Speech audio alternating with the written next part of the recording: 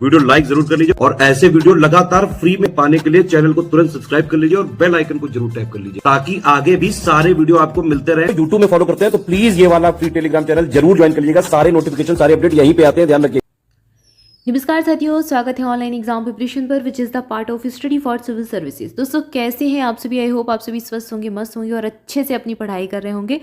दोस्तों हमने हिस्ट्री की एक सीरीज स्टार्ट की थी जिसमें हम 1000 मोस्ट इंपॉर्टेंट क्वेश्चन सॉल्व कर रहे हैं जो आपके यूपी पीसीएस प्रीलिम्स के एग्जाम के लिए बहुत महत्वपूर्ण है।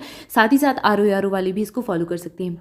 तो यहाँ पर हमने कुछ क्वेश्चंस कवर कर ली थी, इसके आगे के क्वेश्चंस को हम देखते हैं। ये हमारा क्वेश्चंस का थर्ड पार्ट है, एमसीक्यू मोस्ट इंपॉर्टेंट हम देख रहे हैं। तो चलिए शुरुआत करते हैं आज के वीडियो की। सबसे पहला प्रश्न देखते हैं। यहाँ पर आपको एक सूची दी गई है, ये यूपी पीसीएस का फेवरेट पैटर्न है जिसमें ऐसे प्रश्न पूछे जाते हैं। एक तरफ संस्थापक दिए गए हैं, एक तरफ संगठन दिए गए हैं और हमें बताना है कि कौन सा कोड सही है। कोड यानी कि ये दिए गए हैं, ऑप्शन में कोड दिए गए हैं, इनमें से कौन सा सही है ये हमें चयन करना है। तो देखिए सबसे पहले दिया गया तत्वबोधिनी सभा, इसकी स्थापना किसके द्वारा की गई थी? प्रतिष्ठा समाज, आर्य समाज। तो इसमें से सबसे आसान जो आपको लगे पहले उसको मिला लीजिए और देख लीजिए। तो यहाँ पर आर्य समाज याद ही रहता है, दयानंद सरस्वती जी का है। और यहाँ पर बनारस में केंद्रीय हिंदू विश्वविद्यालय यानी विसेंट का है। प्रतिष्ठा समाज से आत्माराम पांडुरंग जुड़े हैं और तत्वबोधिनी सभा देवेंद्रनाथ टैगोर की। तो यहाँ पर 1 2 3 4 लगभग सभी सारे मिलान सही हैं। ऑप्शन बी वाला हम सही चुन लेंगे। अगला प्रश्न है, चंपारण और खेड़ा सत्याग्रह का नेतृत्व किसके द्वारा किया गया था? तो बिल्कुल गांधी जी, महात्मा गांधी, मोहनदास करमचंद। एमके से संबंधित, एमके का फुल फॉर्म हो जाएगा मोहनदास करमचंद गांधी। इनके द्वारा चंपारण, और चंपारण इनका 1918 पहला प्रयोग था बिहार में, और खेड़ा सत्याग्रह। इसके बाद अगला दिया गया 1917 और 1918 के थे। ठीक है, 1917 में गांधी जी 15 वर्ष के बाद दक्षिण अफ्रीका से बाहर भी आए, दक्षिण अफ्रीका से वापस भी आए थे भारत, और उसके बाद इनका ये पहला प्रयोग था भारत में। इसके बाद यहाँ पर 2 सूचियाँ दी गई हैं, स्वराज पार्टी और अरविंदो घोष, गदर पार्टी CR दास, अनुशीलन समिति BD सावरकर, अभिनव भारत सोसाइटी लाला हरदयाल। अब यहाँ पर भी वही हमें मिलान करना है कि किससे संबंधित, कौन से नेता किससे संबंधित है। तो गदर पार्टी आप जानते हैं किसकी है, ये गदर पार्टी से संबंधित है, लाला हरदयाल की है। अनुशीलन समिति है अरविंद घोष की, और स्वराज पार्टी की स्थापना CR दास ने की थी, और अभिनव भारत पार्टी से जुड़े हुए थे, अभिनव भारत सोसाइटी से जुड़े हुए थे BD सावरकर। ये प्रश्न बहुत पूछे जाते हैं, इंडिविजुअल भी ये प्रश्न बहुत ज़्यादा पूछे गए हैं, इसलिए इनको याद रखना है। अनुशीलन समिति, अभिनव भारत सोसाइटी, गदर पार्टी, बहुत बार प्रश्न बना है। इंडिविजुअल इनको एक तरफ नोट कर लीजिए आप एक सारणी बनाकर, और बिल्कुल अच्छे से याद कर लीजिए। इसके बाद देखिए अगला प्रश्न, पंडित जवाहरलाल नेहरू के बारे में निम्नलिखित में से कौन सा कथन सही है? नेहरू अहिंसा के सिद्धांत में विश्वास नहीं करते थे। तो ये तो गलत हो जाएगा क्योंकि ये गांधी जी के साथ जुड़े हुए हैं कई सारे आंदोलन में, और अहिंसा पर आधारित ही उनके सारे आंदोलन होते थे, तो अहिंसा पर तो ये विश्वास करते थे। नेहरू समाजवाद के पक्ष में नहीं थे, ये बिल्कुल समाजवाद के पक्ष में थे। नेहरू ने अपनी उच्च शिक्षा भारत में ही की थी, तो ये भी गलत हो जाएगा। सही कथन इसमें से है, नेहरू ने राष्ट्रीय योजना के महत्व पर बल दिया था। अगला प्रश्न है, पंडित जवाहरलाल नेहरू ने निम्नलिखित में से कौन सी पुस्तक लिखी थी? तो इनकी पुस्तक थी विश्व इतिहास की झलकियाँ, बिल्कुल ये सही दिया गया है। और साथ ही भारत की खोज भी इनकी पुस्तक थी। ये पुस्तक कई सारे लोग पढ़ते भी हैं, यूपी पीसीएस वगैरह, यूपीएससी वाले, भारत की खोज। इसके बाद अगला प्रश्न है, विधवा पुनर्विवाह अधिनियम के पारित होने से जुड़े निम्नलिखित सुधारक कौन है?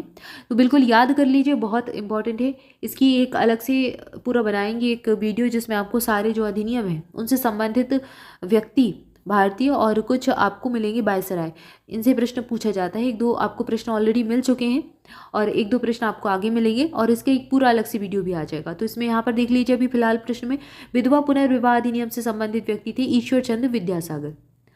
इसके बाद अगला प्रश्न है, निम्नलिखित में से कौन सी लड़ाई की जोड़ी सही ढंग से मेल खाती है? तराइन की दूसरी लड़ाई मोहम्मद गौरी और कन्नौज जयसिंह की हार। दूसरा है पानीपत की पहली लड़ाई बाबर और महमूद लोदी की हार।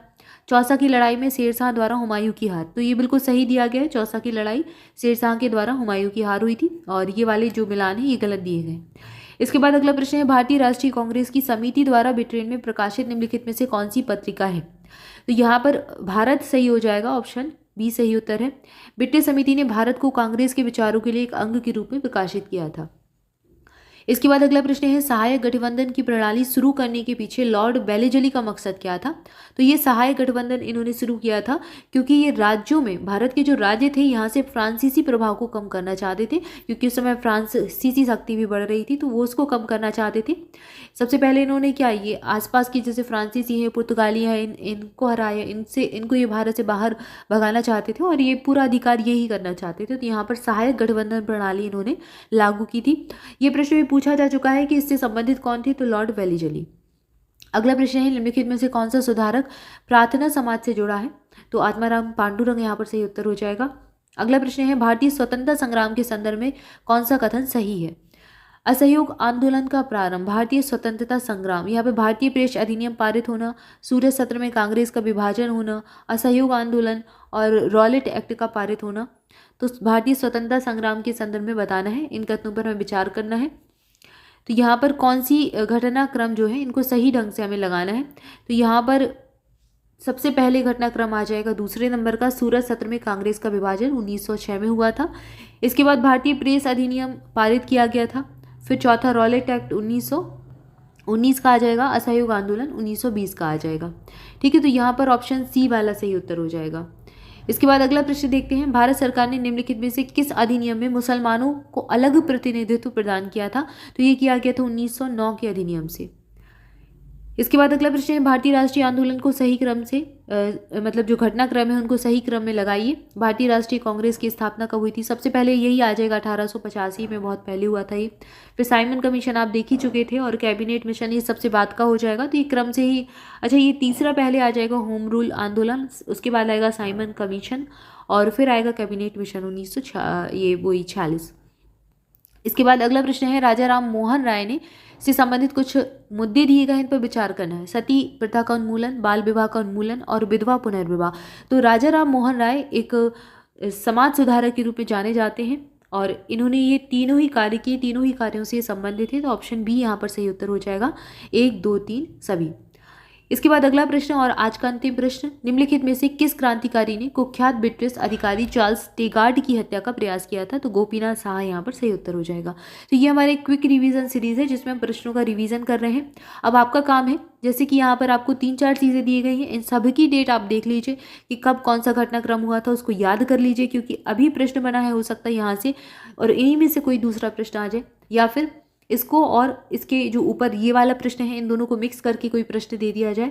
तो यहाँ पर आपके कई सारे PYQ भी कवर हो जाते हैं, इसलिए जो प्रश्न आपको मिल रहे हैं, उनके जो ऑप्शन मिल रहे हैं, उनको आप अच्छे से देखते जाएं। और अपना इस चीज़ को मैं चाहूँ तो मैं भी बता सकती हूँ, लेकिन मैं चाहती हूँ कि आप इसको लिस्टिंग देखें, या फिर कोई भी आपका जो टॉपिक वाला वीडियो है, जैसे कि आपको वापस वीडियो भी मिल जाएंगे हिस्ट्री के, उसको देख लें।